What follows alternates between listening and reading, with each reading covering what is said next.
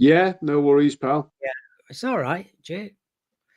Hello, everyone, and welcome to Out of Nowhere. Well, my guest today is Jay Austin. It's ages since I've seen Jay. I usually meet at conferences with him. He's a fantastic guy. We'll be talking about two biggest questions: how we alone in the universe, and what happens to us in life after death. So we're going to talk about, and then we're going to talk about all things regarding the phenomena. Can we please welcome Jay to the show? Hello there. Good evening, sir. How are you? Good evening to you too, my good friend. It's been a while, hasn't it, since we've seen one another in person? I But think it might be Manchester. yeah, I think it was a awakening. You were there with Paul. Awakening, yeah, with Paul, Yeah, yeah. That's so yeah, true. Well, it was great being there. I yeah. enjoyed. It was a good time, wasn't it? And getting to meet all those people that were, come and speak to yourself and Paul on the Oh, table. You absolutely know, brilliant. I and I love it. being a friend of yourselves and Paul's as well, it's great to see the interest in obviously everything that's going on in your neck of the woods. Because Oh my God, yeah. I'll tell you what, it's there's lots happening up there at the moment. It's like Skinwalker Ranch. It's another place where the hotbed of activity.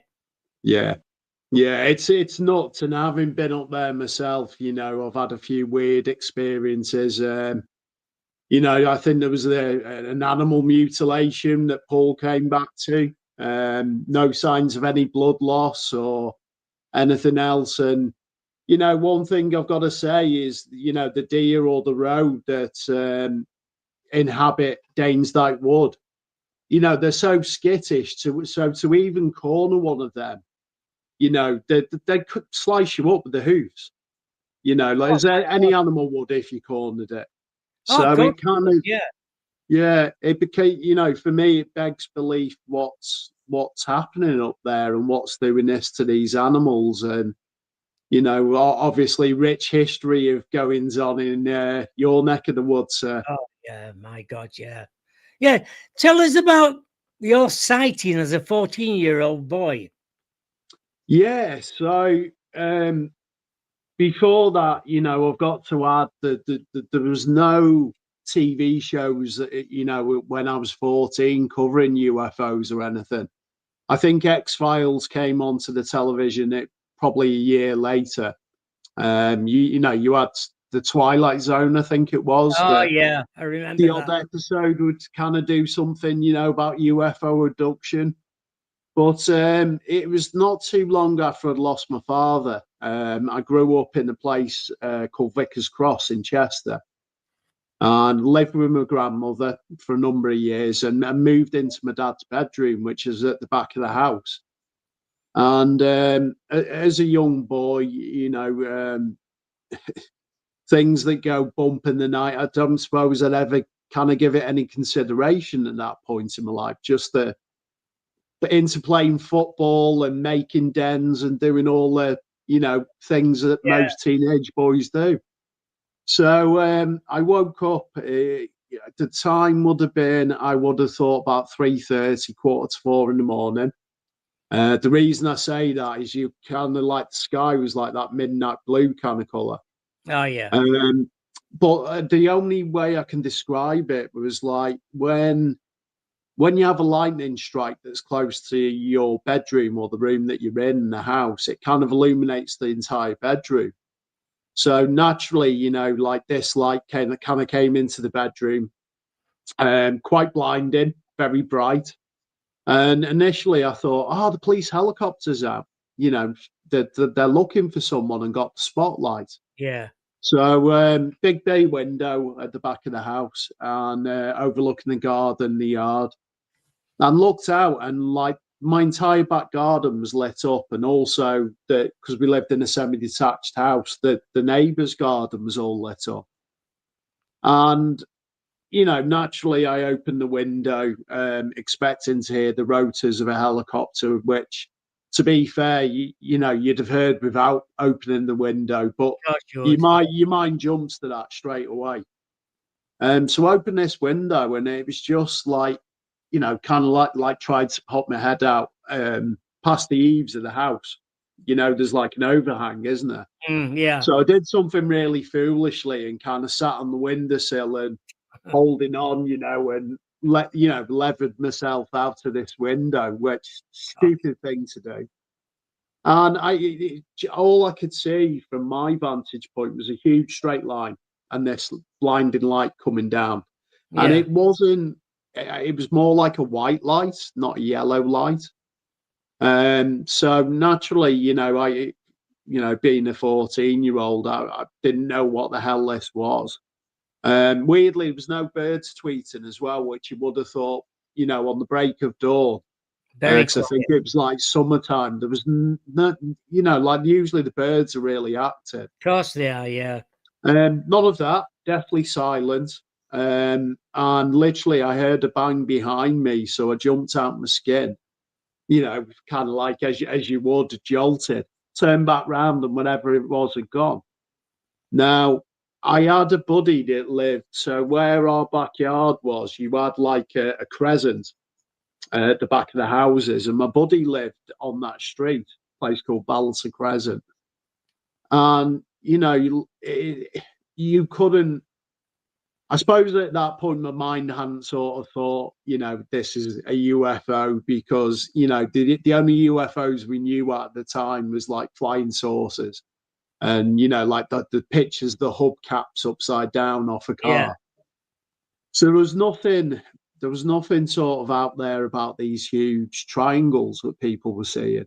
So anyways, you know, jumping ahead of myself there, my friend woke up that same time, went to his bedroom window, and he said, mate, he said, there was something. He said, triangular in shape. He said, jet black, because it was like silhouetted against the sky with a light from the center. Right. And he said, as quick as it was there, he said it didn't shoot off, it didn't shoot up. It just like you turn the lights off and it got. Gone. And for years, you know, like it's not that, you know, being 14 and the way school kids are, it's not like, you know, you can ask anyone or even talk about this. I am aware that there was weirdly, and it's through Jason Gleaves who told me this, that there was a sighting, it would have been, I think, 94, 95, around RAF Cosford in Cheshire. And that was said to be the size of a football field and was one of these silent triangles. So naturally, you know, after seeing that, you know, I kind of mentioned it to my grandmother at the time, who immediately sort of shot any notion of it being, you know, a UFO or even, you know, comprehending that these things exist. So any sort of literature I could get my hands on at that age, you know, like I'd go to my library and I'd seek out these books on the weird and the wonderful, or the woo, as we call it. And you know, you kind of, I put that to the back of my mind, you know, grew up, I suppose, as any normal teenager into probably doing what I shouldn't have been doing at that age, but you know, it is what it is. And weirdly, like I didn't really give it a second thought. Occasionally, it come back to your mind, and you think, you know, what was that? You know, was it this huge triangle? And obviously, you had the Belgian wave in the late 90s, where there were some amazing photographs that came out about these. You know, these flying triangles with the light in the center and then the three pyramidal lights on them. So, you know, whether it was something of ours or, you know, you try and rationalize it by saying, you know, obviously there's a lot of talk that we're, you know, so far advanced in terms of like the black ops stuff that we've got. But you know, what can suddenly appear that is that big and, you know, sort of just disappear, you know, and it's gone. Exactly. Yeah. So I'd always had an interest because of that, in this, and you know, I'd watch these TV shows about Roswell and a lot of the big cases that have been done, and basically, like I decided this would have been about 2013, that I wanted to like look into this a bit further. I watched a TV show at the time with Bill Burns called UFO Hunters. Great TV show. And I've since become friends with Bill, a great guy, and Pat Uskert. And they covered a load of sightings that weren't exactly sort of mainstream. And you realise that this was going on, it was a lot more prevalent than perhaps what I'd originally thought from just hearing about these main cases that make all the TV shows. So I decided to start a page, and that's kind of where it all begun for me, to be honest. Brilliant. It's an interesting subject. Once you get into it, you want more of it. Yeah, it's so deep, mate. And you know, as you know yourself, it splinters off into a lot of these subcategories, and there's so many rabbit holes that you can venture down, and it's kind of it's a little bit like Alice in Wonderland. I think it's and what I mean by that is the nature of our reality, I think, is so much more complex than what we've been taught in school and academia. When I talk about anything like this, do you think some of the sightings we see, do you think we are chosen to see them? Yeah, I do now. And the reason I say that is, I had a sighting in the daytime. This would have been 2016. So what's that, like 8-9 years ago? And I was living with a girl called Jane, my then partner, and she had 2 children, and it was a June morning. Now, where we live, there's a place called Buckley in North Wales. And obviously North Wales has got a long, rich history of UFO sightings. And you're not too far away from Denbigh, where there's a lot of weird stuff going on. Very similar to what you're getting in Bridlington and Bempton. Yeah. So anyways, like it was I remember it was a Sunday morning, because it was like my one day to have a lie in, and the kids come and excitedly, wake you up, and you got to come and see this. And we went downstairs and stood in the back garden. What it looked like, there's images on my Facebook of this and video, but it was like a small ball at the top and then a larger ball at the bottom. And the top ball looked like it was rotating clockwise.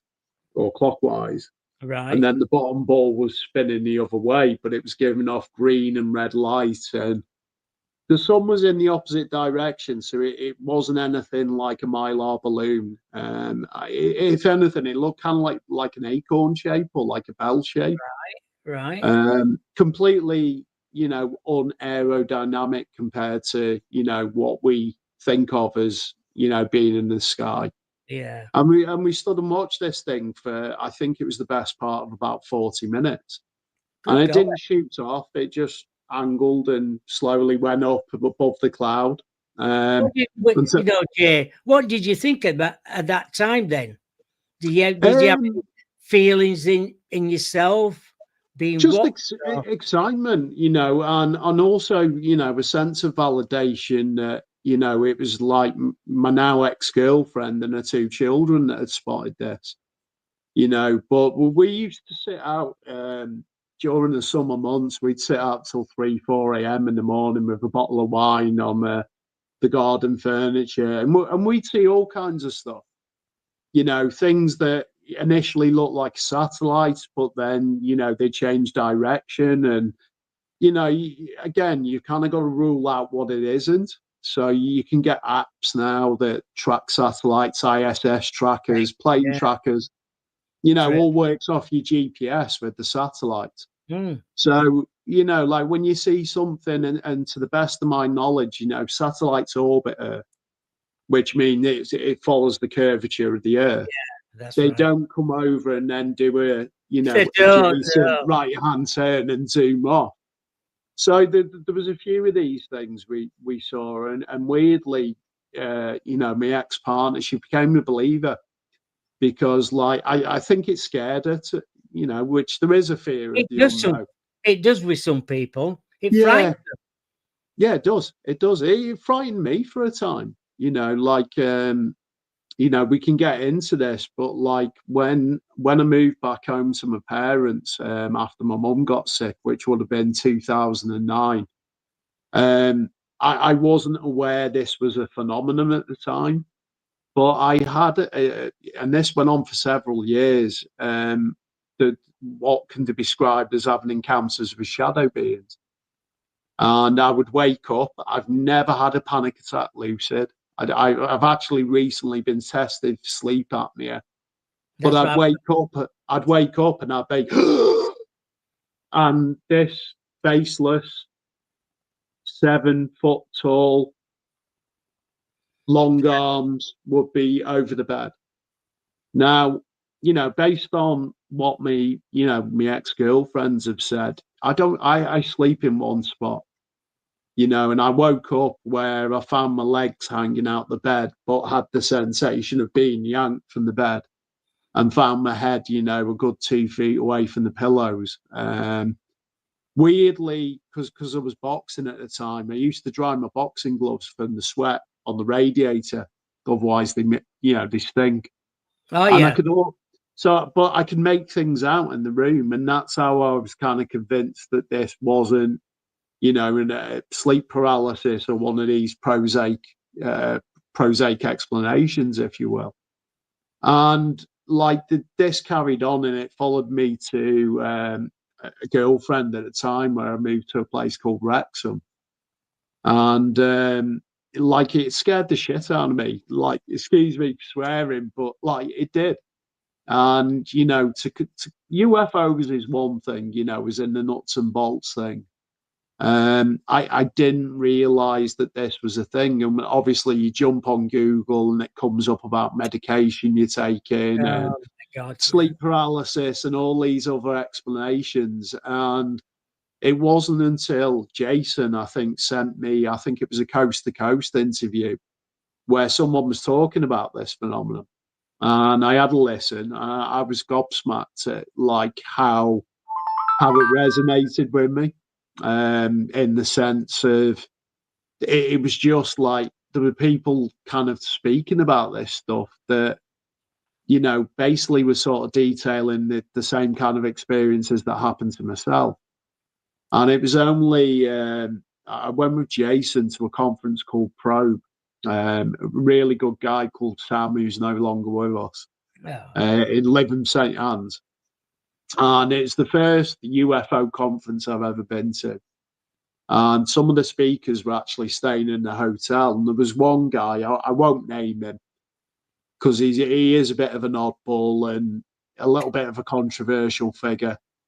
But back at the hotel of the evening, I kind of thought, well, I'm going to ask about this because, like, it intrigues me. And like, for me to sort of rationalize this in my own head, you kind of got to understand something. You can't remain ignorant to it if it is indeed a thing.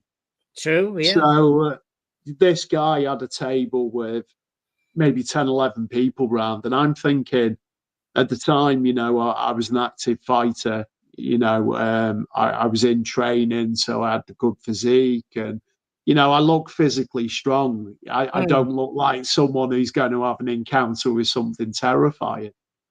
And I thought, well, now's my chance to speak up, or forever hold your peace. And I spoke up, and the way it was explained to me is this is a very real phenomenon. These things feed off your fear. And the more fearful you are, they're almost like energy vampires, if you will. Yeah. And there's things, if you believe in, we can get into this later, but the frequencies. So love being, the absolute highest frequency we can live at, and fear and hatred and all that negative stuff. There's things that feed off this, whatever they are, whether it's ET or supernatural. I kind of have a belief that, I say this, when I speak, is like everything's paranormal till it becomes explainable. And if you think of what the word para means, as in paramedic or parachute, You know, it doesn't just mean when you say the word paranormal, people automatically jump and think it's a poltergeist or, Yeah. you know, it's something sort of, you know, ghostly or whatever else. You know, it pertains to all of this. And anyways, I spoke to this guy, plucked up the courage, really like super nervous. And afterwards, he said, "Can I give you a hug?" And I'm kind of like a man's man, so it was a bit like, "Well, I've not met you before tonight. Why would you want to hug me?" Yeah.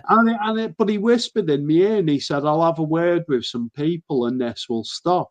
And I'm kind of like, you know, like, and you probably come across this yourself. There's some people, believe it or not, that have some bold claims. But with bold claims, you've got to be able to back it up, right? Exactly. So I'm thinking, you know, like, who's this guy that's like, you know, going to put a stop to all this? And literally, it did, mate. But what one of the things he said to me, he said, "You're going to start seeing a lot more stuff in the sky." And by crikey, when I lived in North Wales, it became a nightly occurrence where I'd go out for a cigarette, you know, 9, 9:30 at night, and we'd see these things zipping around the sky, you know, on the clear nights it was there. And at the time, I was going out with a girl called Claire, and where we lived in Wrexham overlooks a place called World's End, which is, as the crow flies, towards Llangollen way. So you're heading towards where the Berwyn UFO incident Oh was yeah, yeah, in 74. So obviously rich history around there of these things. And we're looking out this bay window overlooking the moors and the hills, you know, because Wales spectacular for scenery. And she was always, I wouldn't say dismissive, but like, you know, she wanted to exist inside the bubble, as in, this is my reality. Anything else that exists outside of there, it kind of yeah. scares her. And we were talking, just having a random conversation, clear night sky, January, February time. And I just turned round to her and I said, you know, what would it take you to be convinced that this phenomenon is real? And I said, I'd love it if you saw something right now, you know, that you've got no explanation for. Because she has, you know, typical woman, she had an answer for everything, bless her. Oh yeah. And as we're looking out, you know, as low as we've got a big factory called Airbus nearby, so we're kind of used to low flying aircraft incoming. And this ball of light appeared, really like a bright star. You Yeah. could see all the other stars, and it just started moving towards the house, directly where we were. Again, open the windows, there's silent, it's not blinking, it's just a solid ball of white light. I'd say maybe the size of, like, you know, a Ford Fiesta car or something. So like this thing's moving towards us, heard yours on the floor. You know, I've ran downstairs and got, like, I think it exists on my Facebook, but like, you know, camera technology back then wasn't great, and all I had was my mobile phone. And you know, this turned into a regular occurrence where I would see these orbs of light. I've had them during COVID stop over my head, literally become stationary again, silent, not blinking, and then change direction. And I've had people there that, you know, have seen these things that is totally skeptical about all this. But that's a good thing when you've got witnesses there as well. It is. Again, you know, it's validation. It's one thing for me to come on these shows or, you know, speak about my experiences. I know they're as real as looking at you right now. But, you know, you always kind of get, you know, and you probably experienced this yourself. You get the people that roll their eyes at you and, Oh oh, God. you're not into all that nonsense, are you? And, you know, it's weird because, you know, since kind of becoming public through doing the Facebook page and becoming friends with, like, Paul, yourself, you know, obviously my understanding of this is, you know, whether it's one thing that we're dealing with that wears many different masks, You know, maybe it's us that give it the archetype, you know, through popular culture. I don't know. There's many different theories we can kick about, but what I can tell you is that this is real. And, you know, for a time, it nearly kind of, you know, drove me mad for a few years when I was having these shadow experiences. And something to add on that, when I was with the Claire back in Wrexham, there was a day where I woke up and she noticed I'd been marked on my back. And of course, like the jokes come out about, yeah, have you been with another woman or something? Exactly. Um, these were in a place that I couldn't have done them to myself. Now, you could pluck what a single hair from my arm and it would wake me up. You know, I'm such a light sleeper. The slightest thing, you Oh, know, yeah. disturbs me. And I was friends, still am to this day, but at the time, like Jason Gleaves was kind of like acting as like a mentor and a friend, Hmm. sending me bits of information and, you know, links and whatnot. So, anyways, I messaged him because, like, who do you tell this to? And when I say marks, these aren't like a falling out of bed and bruise. It was actually like you've been branded in a way. So where the blood vessels come to the skin. Oh, yeah, yeah. Yeah. So Jason weirdly gave me a UV torch that I believe, you know, when they've looked at a lot of these, you know, implants and whatnot with, I think the guy was Dr. Roger Lear, who's now deceased, that was big into this. And there's another guy as well in the States, Daryl Sims, I think it is. Yeah, And Daryl. yeah, Daryl Sims, sorry. Yeah, And he's big on the UV light because he it is. Yeah. shows up. It shows up a lot of markings that you know you wouldn't really see with the naked eye. So Jason said, go into a dark room and get your partner to put the UV torch on, take a picture and send it me. And like the pictures are up there on my Facebook, and I think it looks like the word find. Other people have said it looks like numbers, like a 2, 1, and Yeah. possibly some other numbers. I don't know. I don't know. But what I can tell you is, like, you know, this happened again. It would have been during COVID when I was living in Buckley, where I've woke up and on this left arm, there's a handprint, but it's a left handprint. Now, I can't physically turn my hand to make that. No, you couldn't. No. No, I've woke up and my arms felt bruised, like having a dead arm sort of feeling. And I've looked, and there's this big red handprint, like it. You know, I say human because there's 4 fingers and you know, the index fingers and the thumb. Yeah. But I remember having some sort of nightmare that night where I heard something running up the staircase, old wooden stairs, so you could hear everything. And something came in but was invisible but charged into my bed. And that's obviously when I've woken up is when I felt that jolt. And then the next morning, you know, found this handprint. So what it all means is still a mystery to me. I kind of just put it to the back of my head now and touch wood. You know, there's been no further episodes of this, but you know, just a couple of weeks ago, since moving to Chester, like now I live in the city centre, and obviously there's a lot of light pollution. But overlooking in the light, I've got a balcony in the apartment I live in, and to the right you've got these 3 high-rise council flats. And you know, as Paul and yourself know, I lost my mum 3 years ago now. Right. And I'm quite a spiritual person. You know, I believe in this consciousness thing, and you know, our thoughts and feelings and what we project, you know, sort of goes out into the universe. And I asked for a sign. I was going through like a real rough relationship at the time. I do pray. You know, I do believe there is a God. Good for you. You know, and I stand by that. Anyways, I've asked for this sign, and not much higher than what these high-rise flats were. There was this dot, orange reddish dot. and light turning on the car headlight in the sky just went boom, and then it dim, dim, dim, dim, gone. Not a flare, not one of these Chinese lanterns. This Yeah. thing was in a straight line.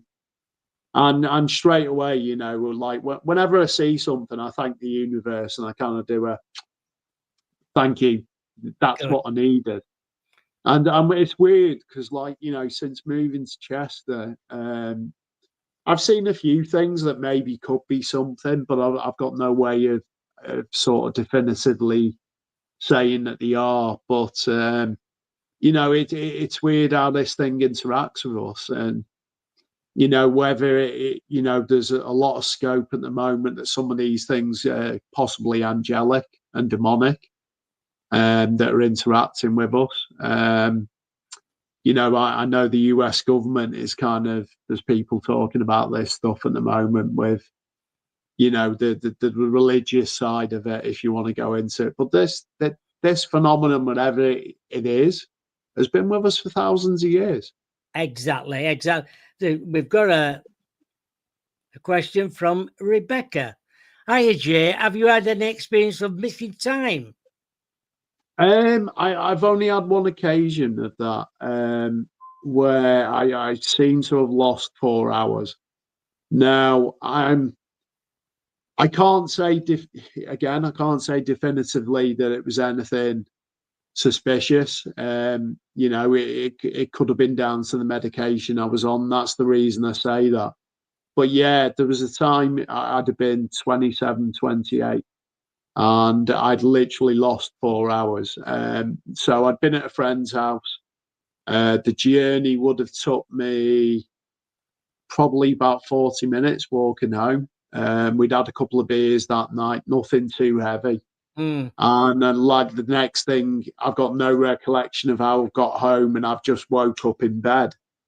And there's no memory of how I got home or anything else. Now, I'd maybe had 3 cans of beer, so not enough to be, to be inebriated and to be that out of it, that I'd lose that length of time. But it was. It was saying that no recall or anything then. No, nothing. And still to this day, I can't tell you how the hell I got home. What was a 40-minute journey? How would you allow to wake up in your bed and 4 hours have passed? 4 hours.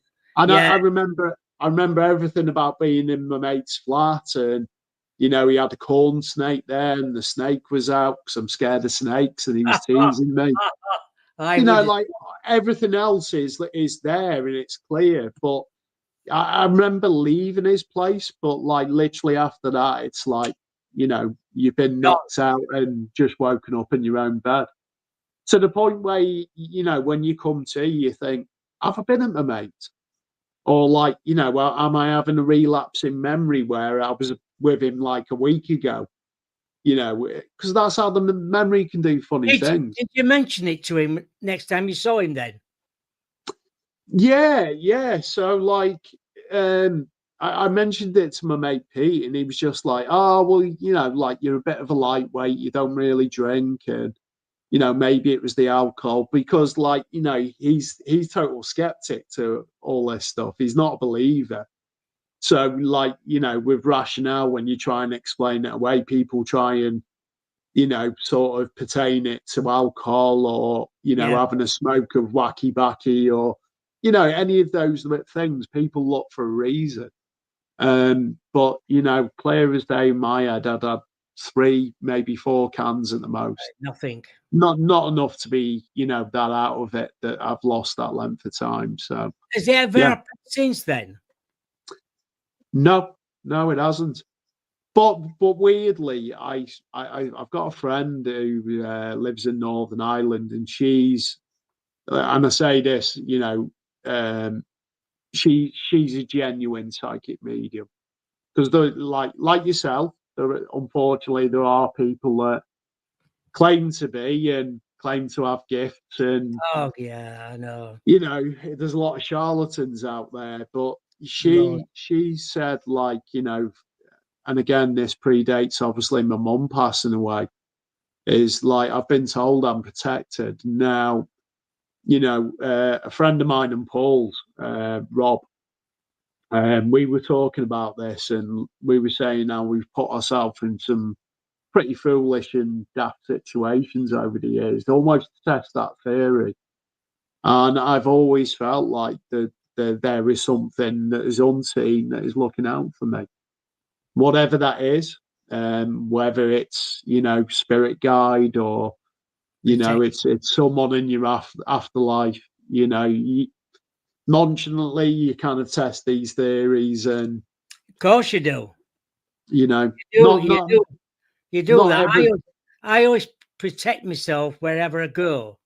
If I'm going up to Benton, I always protect myself, and I always protect Paul as well.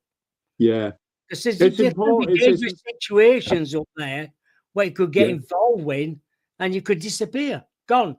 Yeah, well, there's many a person gone up there not to be seen again. The young lad that made the national news. Correct. And I think when he looked at his bank account, he didn't have enough money for the petrol in his car to get that far. I know. And he looked at his computer and he was looking into the bunkers up at RAF Benton. Right. Yeah. And I've been in those bunkers. It's a terrifying place. So God knows what it was like when there was activity going on there. I won't say what that was, because it's a sensitive topic for many, but it was very real. And if you see some of the artwork that's down there, there's confirmation. Of course it is. That it did go on there for many a year. So, but I remember having a conversation with Paul about this, Bob, and it was like, are they practicing what they do there because of the energy that exists, or is it them that's open something? I tend to think now, knowing obviously Paul so well and yourself, is that I think whatever's been there, obviously the Flixton werewolf, which Paul's looked into, that goes back hundreds of years. And what people were saying back then, they're seeing the same things today. So, it probably predates any sort of, ritualistic stuff that's gone on there. I think, like the base, I think there's always been something there before the base existed there. And I think I'm going to say the government planted it there as well. Because the portals open up there. We interviewed a guy, me and Paul, 2017, 2018, and he worked up there as an 18-year-old. Yes. On that site, and he said, I can give you 1, 2, and 3. It was quite hard to get things out of him. Yeah. And he said, this portal's open up there, and I can tell you that there's 1, 2, and 3 come out of them portals. Yeah. And he Is this the same chap that's on Bringing Down the Light, Paul's film? The ex-military guy. Very slow speaking. Oh, yeah, there's a guy, I'm not saying who it is, but he was saying, but, and he was just saying as well, he said, you too, be careful when you go up there, because there's people watching you. Never, ever go up there on your own again. They are watching you. And we've had a few, well, I'm not saying, there's been a few times up there where there's, we've been up there in the car, walked down the seafront, come back, and windows have been open, and the alarm would go off. Twice it's happened, and then the other time we're quite a fair way on top, and sat on a bench overlooking sea, quite a fair way up on top. Yeah. And Paul said, don't look now, but on top of the hill, there's a black car. Well, it was like before watching us with blacked out windows. And what it did, it drove downside of the edge and crept right at the back of us. And we measured it was 30 feet away with blacked out windows. And it stopped there for ages. Paul said, don't move. They're watching us. But, they could open the door and soon as that seemed, they could come out with a gun or anything, say, you two over the cliff.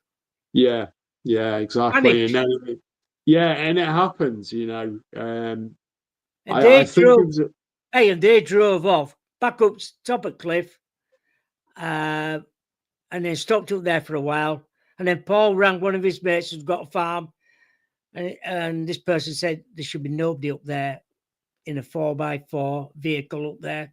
I don't know anybody around this area who's got one. Whoever it is on private land. Wow. That's insane. That's absolutely insane. And it just makes you wonder who was trying to frighten me and Paul at that time. Yeah. Well, there was the case, I hope Paul doesn't mind me speaking on his behalf, but Awakening, his presentation was about the Humneby case. Oh, yes. And obviously the guys working in the car workshop and the bolts falling, the money. Oh, my God.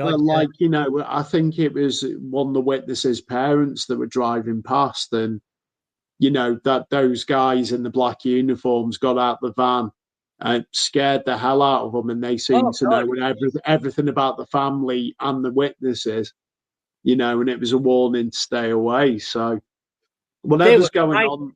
And they never, ever spoke ever again. No. His mum and dad never spoke about it. They won't come forward to speak about it, anything. No. It definitely exists, mate, and I know there's, in popular culture, we talk about Men in Black. But there's very real side to this where people have been intimidated. Well, I have. Yeah. Well, you look at the last, look at the last congressional hearing, with this Anna Paulina Luna. She said no one wants to come forward because these contractors are threatened with their lives. It's more than their life's worth. And it's not just them, it's the families. These people were just vanished. That's what they always say. They always say, if you stop doing all this, if you don't, your family members will disappear. Yeah. Yeah, people think it's all, it's a fun side to it. But, I've spoken to people that have genuinely been terrified by this. I've had a few instances over the years where I remember going to, it would have been the Wrexham Myler Hospital. And there was a guy coming out, so you got the revolving doors.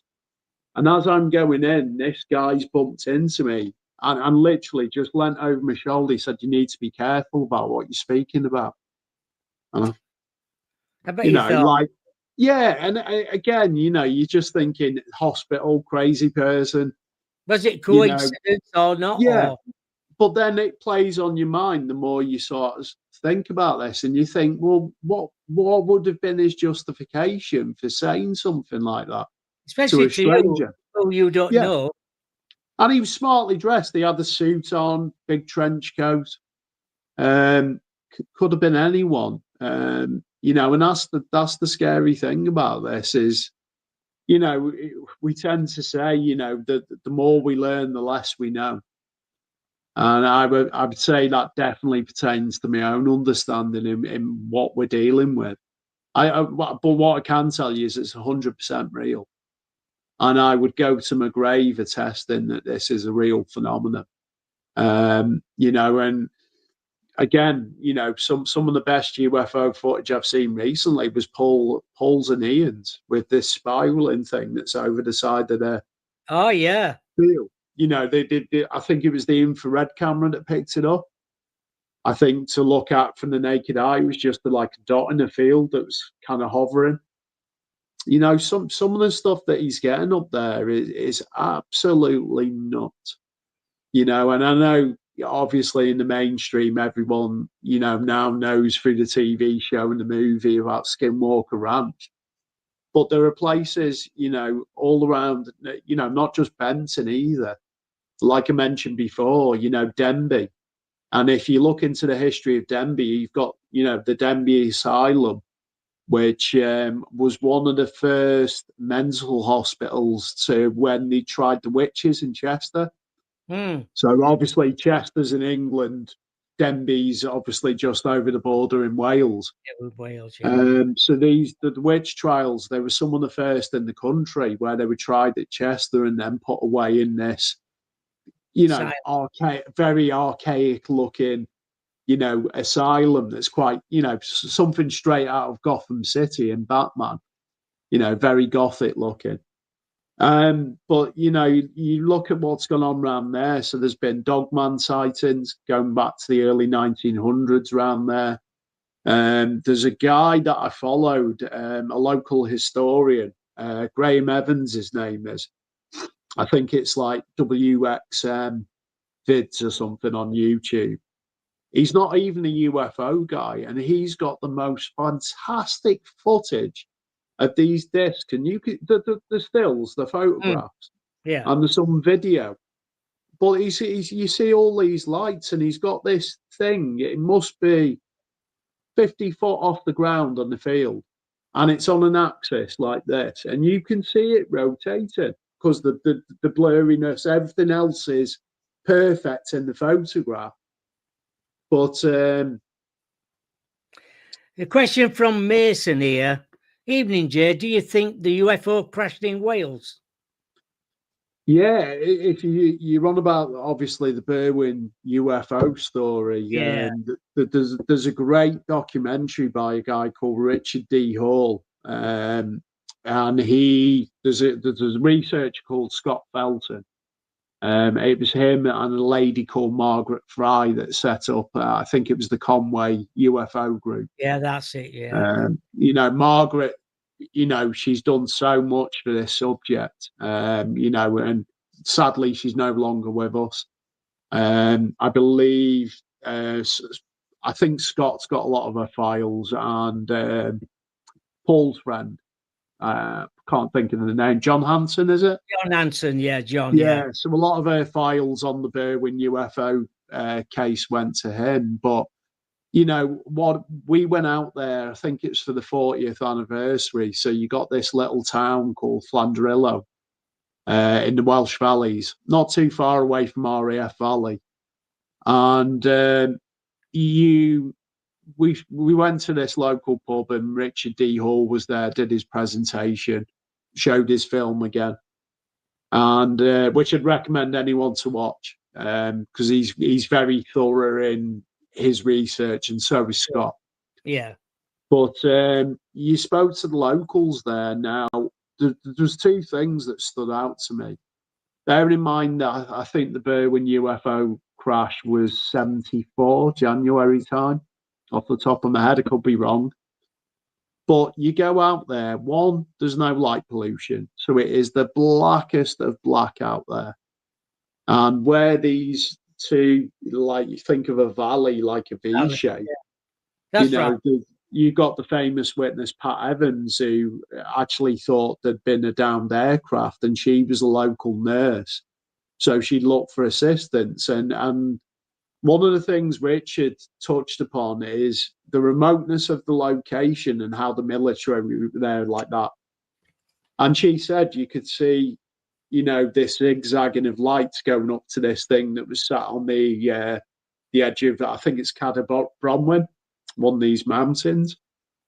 And, it was a large ball of light, and, there's witnesses that have seen this, and he said it was as bright as a welding light. Now you think of that against this blackness of night, like you literally can't see anything. You can't even see the shape of the hills at night. It's that dark there. Yeah. And some of these witnesses now, like Hugh Lloyd, who runs the local pub, who's a local farmer, they're in the 60s now, 65, 70. If the story had have changed, I'm sure someone would have come forward. And I was outside having a cigarette, and I think there was a youngish girl. I say youngish, older than me at the time. And I was speaking to her about it, and I was like, this blows my mind. This is in the location. Because you'd heard stuff about it. Obviously, there was the earth tremors from that thing coming down was felt. This is where I am now in Chester. So Flandrillo, you're probably looking 50 or 60 mile away from here. My God, that's a long way. Into Wales, yeah, yeah. So the epicenter was in a lake called Bala Lake. So when this thing came down, it obviously caused the tremor. And I think it made like the national newspapers at the time, where, you know, people naturally thought, you know, there was one of these rare occurrences of, you know, like an earthquake or a minor tremor. No, it's obviously a lot of these witnesses are getting on in the years now, and sadly, you know, maybe it gets to the point where the story sadly dies with these witnesses. But it's as I say, for the remoteness of the place, how the military were there so quick always baffles me. Yeah, it just makes you wonder, doesn't it? Yeah, they locked down the entire village. So where this pub is, and there's like, you know, like little local shops and whatnot. Like Richard D. Hall, you know, he said literally they were all over. The police were there because initially the police would turn up thinking, you know, perhaps there's been an aviation crash or something. Yeah, yeah. But from everything that I know, yeah, it was this huge sphere. So I hope that answers your question, Mason. I'm sure it does. Well, what time? We're about 10 minutes left anyway. Yeah. You know, when you talk about sleep apnea, I've got sleep apnea as well. And at first, when I used to get it, I get it, still get it now. Wake up so many times, and sometimes I'm floating above the bed because my heart stopped. Yeah. It's a very strange feeling. What do you think about life after death then? I think it's a thing, you know. I think the best example I can give is we are energy, and this can be displayed like if you ever give someone a hug or kissed your partner and you've got a static shock. So what happens, you know, we're literally the only species that shuts down for 8 hours a night. You know, so one, I believe in astral projection. I think your energy's got to go somewhere. And I think in terms of like, you know, what we define as being a soul, that is energy. That is the essence of the human body. This thing's just the vessel that we exist in. But where that energy goes on to, I think, you know, if you believe in this thing that many are now calling consciousness, I do think there's a thing to it. And you know, maybe that's the reason why, you know, the genuine paranormal shows, they have things like the batteries drained and you see a manifestation of something, you know, where it becomes half an apparition or something.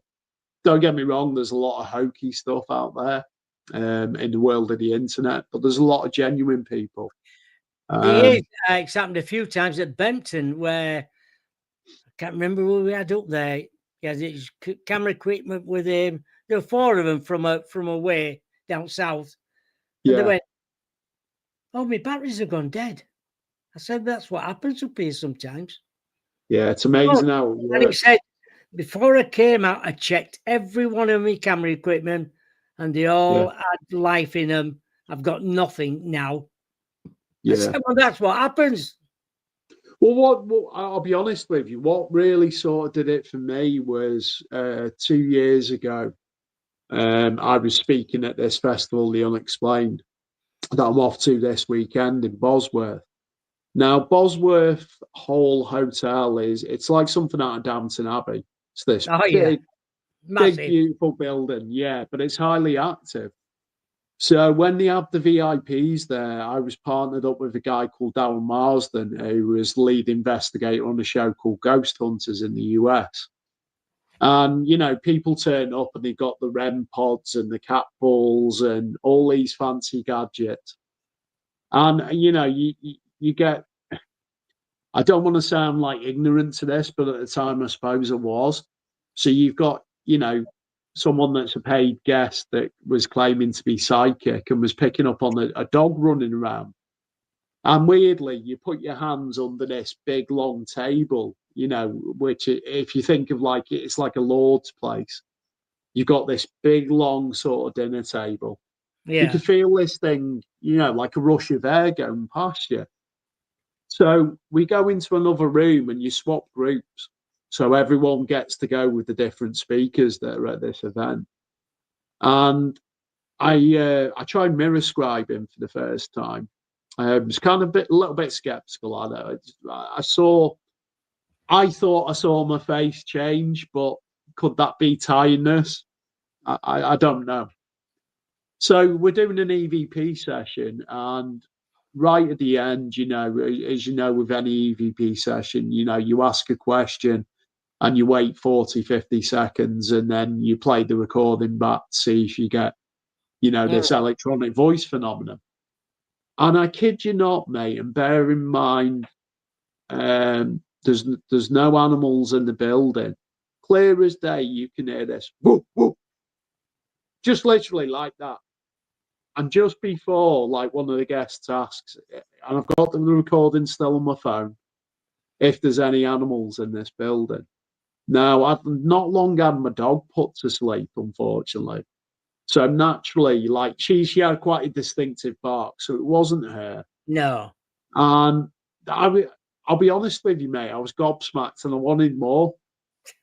So I did the foolish thing of going into a room on my own, and nothing happened other than, some dust mites got me, I think. But, for me, for that happening, it kind of turned my skepticism into, like, I'm kind of one of those that I need to see something with my own two eyes or hear it. And it has to be, there's certain things, obviously, you can make out from static noise that you can vaguely make out a voice. This was clear as day. And obviously, when you're saying that, I did a show with Andrew Collins 4 years ago. Paul was sat outside of me here in this room. He said, "Can I come up?" And I said, "Oh yeah, of course you can. Yeah, we'll have a natter with him, with Andrew." Didn't realize, but 20 minutes into the show, he was talking about interdimensional stuff, and a voice came through. Explain it. We never knew anything until the show finished, and Susan said to me, who's the producer of the show, said, "Did you hear any voices?" I went, "No." She said, "There's a voice on it." She said, "I'll get Jennifer to enhance the voice." And it did say, "Explain it." That's bizarre, isn't it? So we got who is it? Robbie Williams, who does recordings with. He does all his work with him. Paul sent it to him because he's got a studio and everything. And he went, "Oh, Mick Park." Yeah, Mick Park, yeah. And he said, "I've looked at everything. It's not coming from Andrew's end. It's not coming from the studio. It's coming from that room where you and Paul are sat." Wow. At back of us. Yeah. Yeah, I can well believe it, mate. There's something, when we could go back to your question earlier. I know we've got probably a couple of minutes left. Oh, you're all right. We can go over. Don't matter. When you've said about, do you think that we are chosen? Now going back to the daytime sighting I'd had in 2016 or whatever it was, I looked everywhere to see if anyone else had reported anything. Now, the Daily Post, which is like, I suppose like the main tabloid in Wales, they're not shy of publishing a UFO story. They've covered Berwyn, they've covered a lot of other sightings. Nothing, absolutely nothing. Now, if that was meant, and this is the feeling I get, I've got no way of proving this, but perhaps that display, which I would call it a display, was specifically for my partner, her two children, and then myself. Yes. And how this thing interacts with this thing that we now call consciousness. And I know Paul's big on this, is the psionics aspect. Perhaps there is a predisposition in us. Now, what I can tell you is, there's Gary Nolan, who's an immunologist at Stanford University in the US. And he's done a lot of work looking into the physiological effects of people who come into contact with the phenomenon and what we call UFO or UAP.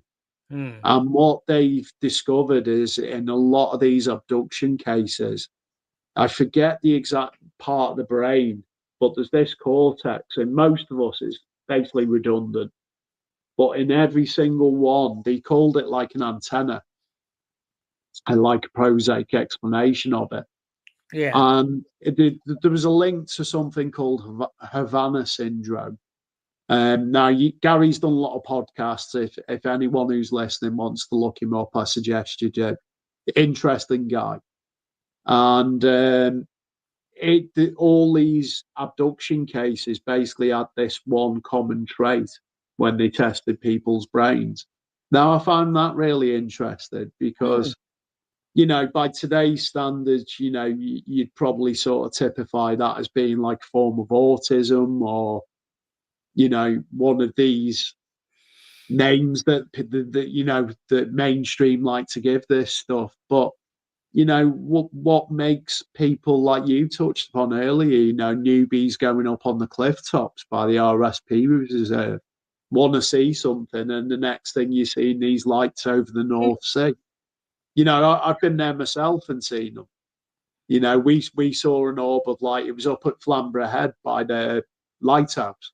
Oh, so we yeah. pulled up in the car park there and literally just set foot outside the door, and there's this low-flying orb. And when you zoomed in on it, the center is almost like static energy. Like you used to get Channel 8 on your old television, your analog. Oh, yeah. And you get that kind of static fuzziness. That was in the center of this. Again, silent, just gliding along. And obviously, I've been privy to things Paul shared with me, some on the record, some off the record.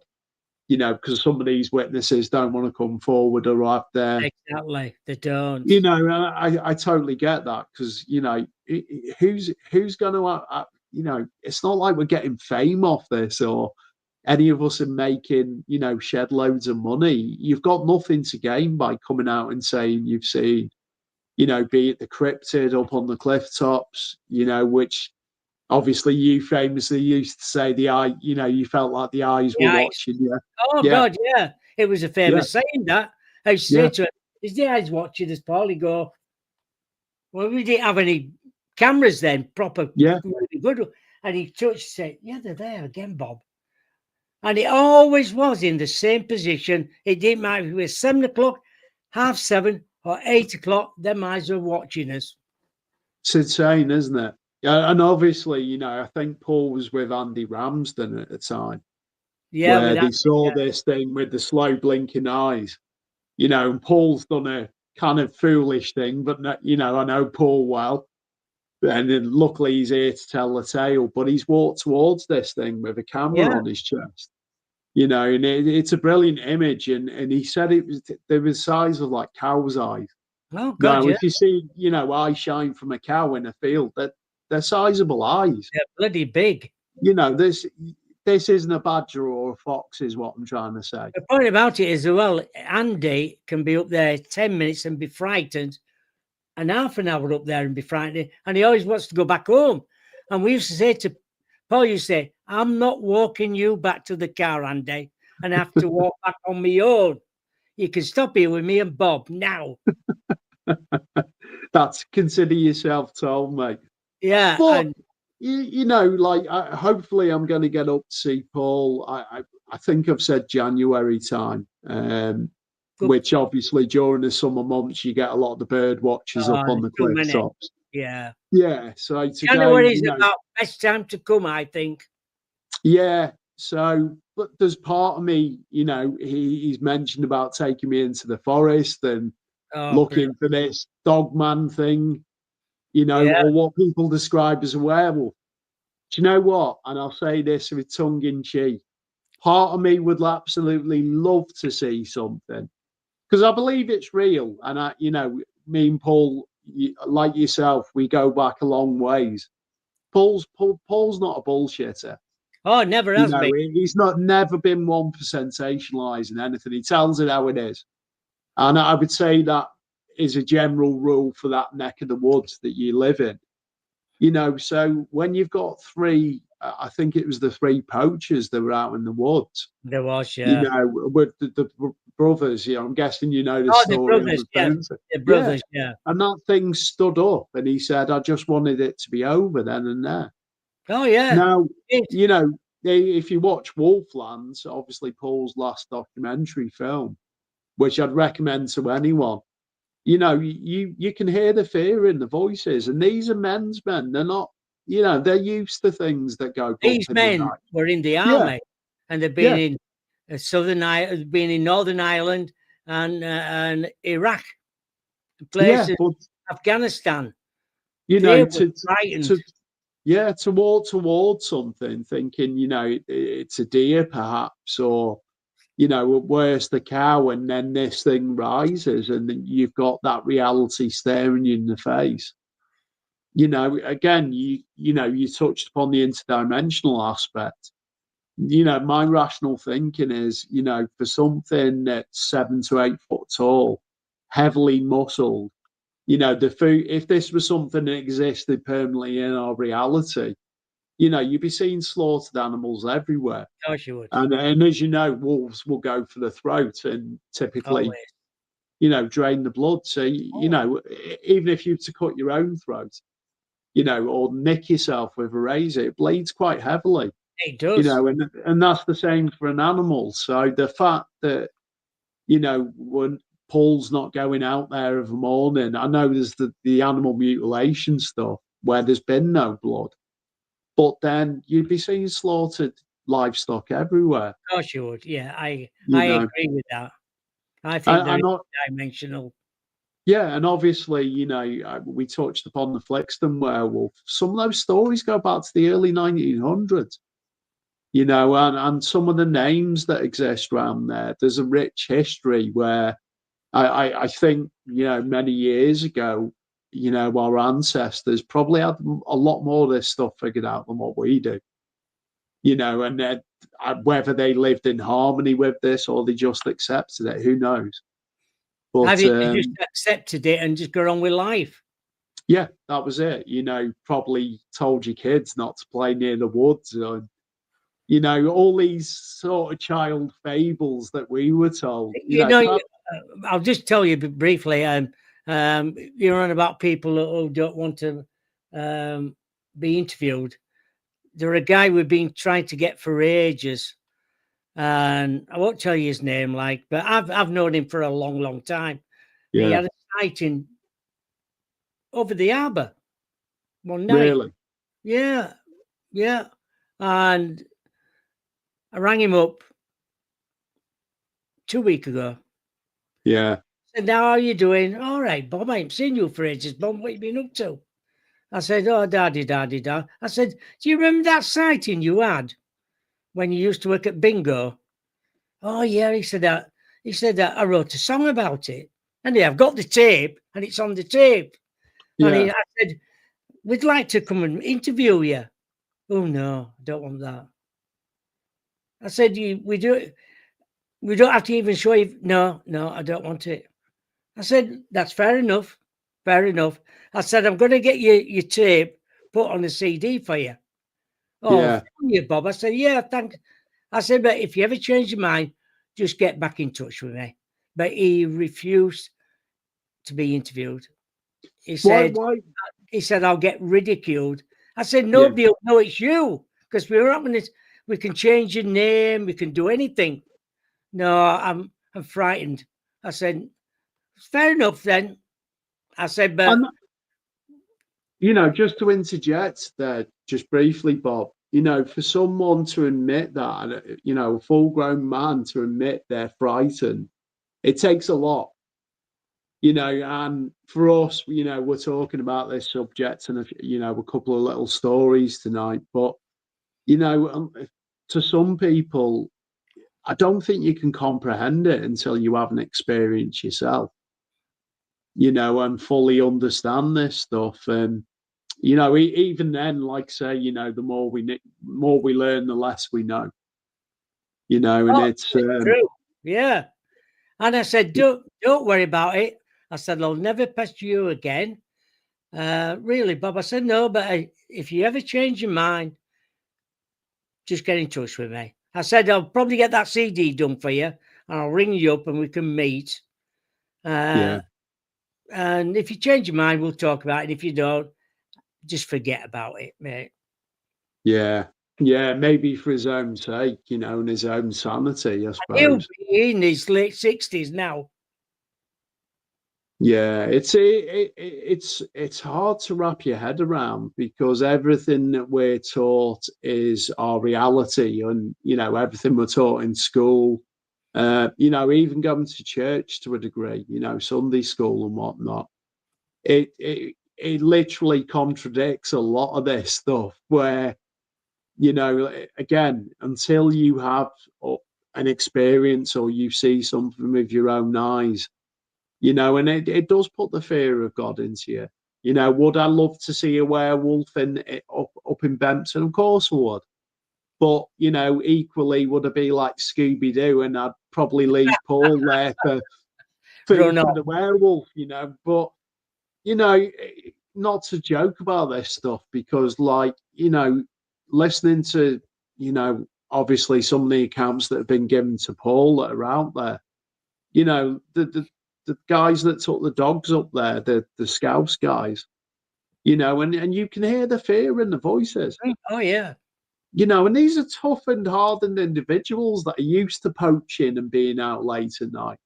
You know, the last thing you expect to see is walking along cliff top path, you know, when you look up with your torch and there's something at 7 to 8 foot tall and you know the stuff of nightmares because that's the only way to describe it is everything that you see, you know, if you watch American Werewolf in London or you know any of these you know brilliant Hollywood movies that exist about you know werewolves or dogman, you know it's I've only been how I've only been frightened once at Bempton. I went off on my own with my triphium meter.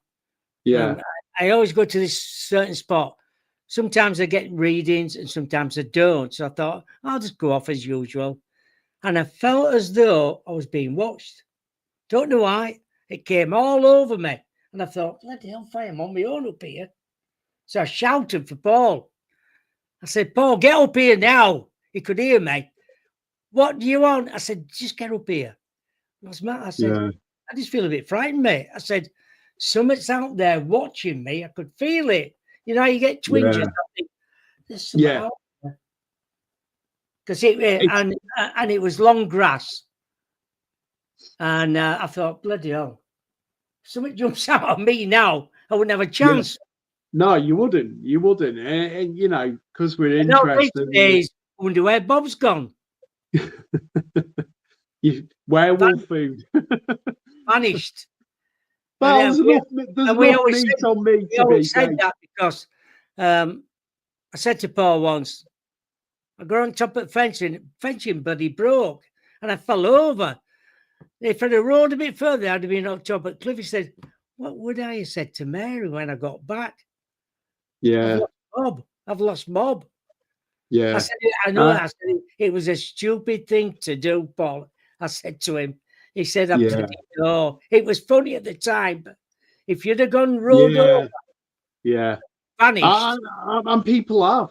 That's the crazy thing. Because I've wrote about it, I would be the one would get charged with you disappearing. Yeah, yeah, absolutely. Because I've wrote about missing people. Yeah. It's funny you should say that about the fear thing. You know, this would have been during COVID, but I've got one of these laser pointers, a really high powered one. Yeah. And I go out, clear night, and I do 5 bursts of lights just to see if I get anything intelligent flash back at me. And I have a couple of times. So I'm messing around this laser, probably about 1:30 in the morning, clear skies, not a cloud in sight. And where the laser's gone, obviously, the higher it gets, the less light pollution, so the brighter it gets. Yeah.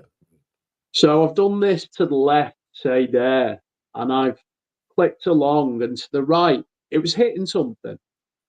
Now, not something that I could see, but it was hitting something because obviously, if you've ever used one of these laser pointers, I've when got it one. hits, Yeah. yeah, when it hits something, obviously you don't see the light, go the same sort of distance. So I kept doing it to the right, and I got the same results. And I thought, oh, that's weird. And I kid you not, all of a sudden, mate, I had the fear of God in me.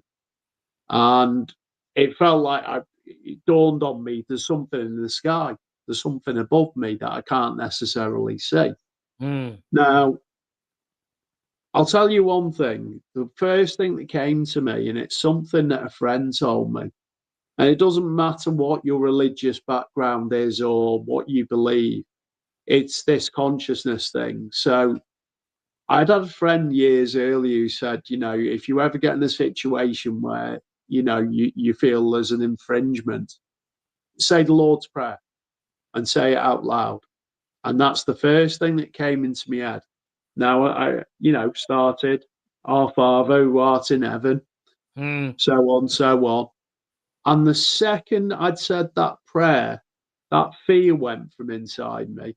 And also, I put the laser in the point where it had previously been hitting something. Boom, straight up. Whatever whatever was there, I've no explanation for. But the laser was going straight up. Right. So I'm not saying there was a huge craft that was cloaked above my head, but when I've been out to these places, we wild camps in Danesdyke Woods. I'm kind of used to these scary situations, but to be in your own back garden and suddenly have that absolute fright where, I'm not going to lie to you, I was shitting myself. I bet you was. And it's that fight or flight response kicks in. But whatever I said, the purity of what you're projecting, which is kind of what this consciousness thing is, Yeah. was enough to, or was powerful enough to get rid of whatever was there. And there was I spoke to Jason about it. Because again, who do you say? Who do you say you saw something in the sky, or you didn't see something in the sky, but your laser was hitting something, that was pretty sizable? Who do you say that to who's not going to think you're falling off your rocking chair? You think you're bloody bonkers. Yeah, and for me to even rationalise that in my head, and it only just come to me when you said about being up on the cliff tops and having that fear, that real fear. The type where the hairs stand up on the, God, your arm. So, mate, it's I could go on for hours talking about this stuff with you. Yeah, I know. Right, we're about end of the show. Tell us where you're speaking at next. So I will be from tomorrow in a place called Market Bosworth. It's called Festival The Unexplained. It's actually the last one the organisers putting on for a while. She's going to take some time out. Speaking with a great list of people from the paranormal community. So there's something for everyone. And there's like Twinvestigate, two twin girls that go out and do paranormal investigations. There's Andy Guys there.